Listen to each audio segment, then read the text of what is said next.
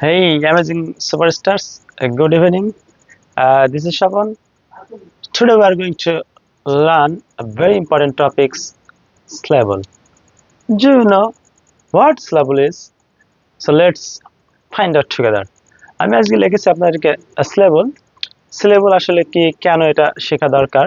তো আমি লিখেছি syllable according to structure গঠন অনুযায়ী syllable 7 প্রকার 7 টাইপস এবং according to নাম্বার অনুযায়ী সিলেবল 4 টাইপস 4 প্রকার। তো আমরা প্রায় এই নাম্বার অনুযায়ী সিলেবলের 4টা বেশি পরিচিত, কিন্তু এই সিলেবলগুলো অনেকেই আমরা অপরিচিত, কিন্তু এইটা অত্যন্ত গুরুত্বপূর্ণ যারা বেসিক থেকে ইংরেজি শুরু করতে চান। আমি লিখেছি অ্যাকর্ডিং টু স্ট্রাকচার 7 টাইপস 7 রকম সিলেবল। ক্লোজ সিলেবল এটা আসলে কি, এটা কনসোনেন্ট থাকবে, এটা ওয়ার্ডের শেষে কনসোনেন্ট থাকবে। যেমন আমি লিখেছি খ্যাট, ফেন এবং সিট, প্রত্যেকটা ওয়ার্ডের শেষে কিন্তু কনসোনেন্ট রয়েছে। তার মানে ওয়ার্ডের শেষে কনসোনেন্ট থাকলে সেটা ক্লোজড সিলেবল। এবং number 2 is open syllable. Open লেবলটা কি, আসলে এখানে ওয়ার্ডের শেষে কনসোনেন্ট থাকবে না, এখানে ভাওয়েল থাকবে। যেমন go, O vowel, he, E vowel, no, O vowel, me, E vowel. তার মানে এখানে যদি ওয়ার্ডের শেষে কনসোনেন্ট থাকে তবে সেটা ক্লোজড সিলেবল, এবং যদি কনসোনেন্ট না থাকে, ভাওয়েল থাকে, তখন সেটা ওপেন সিলেবল। এবং আমি আরো লিখেছি যে সাইলেন্ট সিলেবল। এই সাইলেন্ট সিলেবলটাকে ম্যাজিক অথবা বসি সিলেবলও বলে। এই সাইলেন্ট সিলেবল আরো দুটো নাম আছে, এটা ম্যাজিক সিলেবল এবং বসি সিলেবল। এই সাইলেন্ট সিলেবল কি, মেক, নোট, টাইম, এবং প্রত্যেকটা ওয়ার্ডের শেষে ই থাকবে। এই যে ই, প্রত্যেকটা ওয়ার্ডের শেষে কিন্তু ই থাকলে সেটা জানতে হবে যে এটা সাইলেন্ট সিলেবল বা ম্যাজিক সিলেবল বা বসি সিলেবল। এবং ভাওয়েল টিম সিলেবল, এটা যেমন বোট, রেন, টিম, দুটি দুটি ভাওয়েল মিলে একটি শব্দ হয়, দুটি ভাওয়েল মিলে একটি শব্দ হয়, যে বিও এটি এবং আর এ আই এন এবং টি ই এম, এই যে E M A I O ই, এগুলো দুটি ভাওয়েল, এই দুটি ভাওয়েল মিলে একটি শব্দ হয়, সেটাকে বলে ভাওয়েল টিম সিলেবল। এটা আমাদের কাছে অপরিচিত। এবং আর কন্ট্রোল সিলেবল, যেমন খার, বার্ড, ট্রান, ভাওয়েলের পরে আর থাকে। এটা উদাহরণ, ভাওয়েলের পরে আর থাকে, যেমন খার, ভাওয়েল এবং তারপরে আর, বার্ড, ভাওয়েল তারপরে আর, ট্রান, ভাওয়েল তারপরে কিন্তু আর। তো আর কন্ট্রোল সিলেবলকে বলা হয় সিলেবল যেটা ভাওয়েলের পরেই কিন্তু আর থাকে এবং লিখেছে কনসোনেন্ট এল ই সিলেবল। এটা কি, তার মানে এখানে বোঝা যাচ্ছে যে ওয়ার্ডের শেষে এলই থাকবে, যেমন টেবল এলি, লিটিল এলি এবং ক্যান্ডেল এলি। এইগুলো হচ্ছে এলি থাকলে সেটা হচ্ছে কনসোনেন্ট এলি সিলেবল। এবং ডিপথং সিলেবল বয়েল, লাউড ইত্যাদি।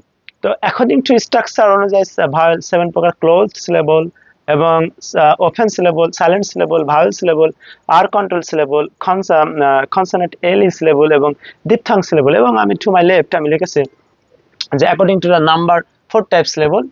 এখানে লিখছে monosyllable, di syllable, tri syllable এবং পলিসিলেবল। এই মনোসিলেবল হচ্ছে এক এবং ড্রাই হচ্ছে 2, ট্রাই 3 3 এবং পলি 3 এর অধিক 4 5 ইত্যাদি। আমি লিখেছি মনোসিলেবল এবং ক্ল্যাপ, করতালি দিয়ে এটা বোঝানো খুবই সহজ। মনোসিলেবল এক নিঃশ্বাস উচ্চারণে একটি শব্দ, খ্যাট, বুক, কি, করতালি দিয়ে একটা করতালি একটা শব্দ হলে সেটা মনে করতে হবে মনো। খ্যাট মনোসিলেবল, বুক মনোসিলেবল এবং কি মনোসিলেবল, সান মনোসিলেবল, রান মনোসিলেবল। এবং ডাইসিলেবল দুটি শব্দ হবে, দুটি সাউন্ড, যেমন ঠি চার, ঠি চার, ঠি চার, দুইটা শব্দ হচ্ছে পেন্সিল, পেন্সিল, টু সাউন্ড, দুটো শব্দ। এবং সিস্টার, সিস্টার, তার মানে এটা হচ্ছে ডাইসিলেবল। একটা শব্দ একটা সাউন্ড একটা উচ্চারণ হলে মনো, এবং দুটি হলে দুটি নিঃশ্বাস দুটি হলে ড্রাই, এবং তিনটা ট্রাইসিলেবল, তিনটা সাউন্ড ক্লাব, যেমন বিউটিফুল, অক্টোবর, অক্টোবর, তার মানে 3 সিলেবল। এই যে এইটা কিন্তু ট্রাইসিলেবল, 3 শব্দ হলে সেটা ট্রাইসিলেবল। এবং পলিসিলেবল 3 এর অধিক, যেমন ইউনিভার্সিটি, 4 সিলেবল, তার মানে ইউনিভার্সিটি, এটা হচ্ছে পলিসিলেবল। এবং education, education, education, four syllable. তাহলে একটা শব্দ হলে সেটা মনো, দুটি হলে সেটা ড্রাই, এবং তিনটা হলে ট্রাই, ট্রাই, এবং চারটে হলে পলি। তো এটা আসলে কেন শিখবো?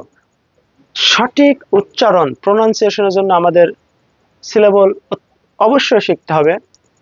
সঠিক স্ট্রেস প্যাটার্ন বুঝতে আমাদের সিলেবল শিখতে হবে।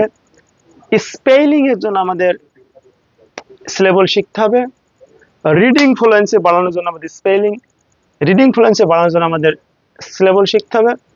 পোয়েট্রি এবং ফনিক্স শেখার জন্য কিন্তু এই সিলেবল শিখতে হবে। সিলেবল কিন্তু অত্যন্ত গুরুত্বপূর্ণ।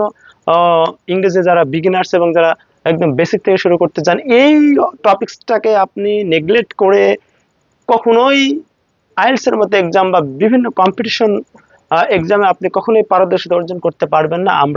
আমি টু মাই রাইট লিখেছি according to the structure 7 types level, এবং according to number 4 types level, mono, di, tri, poly, এবং close level open, silent, vowel, R related, consonant, L E এবং ডিপথং। তো এই ক্লাসটা অত্যন্ত গুরুত্বপূর্ণ এভরি লার্নার্স এর জন্য।